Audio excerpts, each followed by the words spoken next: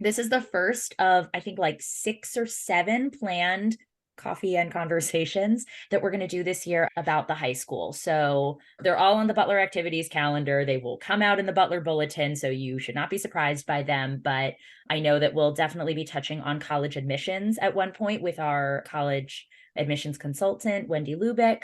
Senora finished her entire Spanish curriculum over Thanksgiving break, and she's so excited to share it with everybody, going all the way up to the AP Spanish and the Seal of Biliteracy, which she's very excited about. Literature is my great love. I cannot wait to tell you all about the literature and history opportunities that are coming up.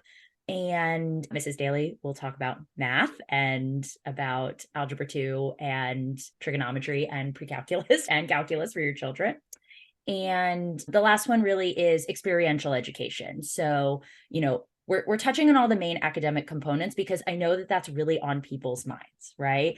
How is my child going to be academically prepared for what comes next? But we wouldn't be Butler if we weren't giving the most incredible, amazing experiential opportunities like international travel, internships, job exploration, collaboration with other communities, and so much more. So, this is just my plug. Stay tuned.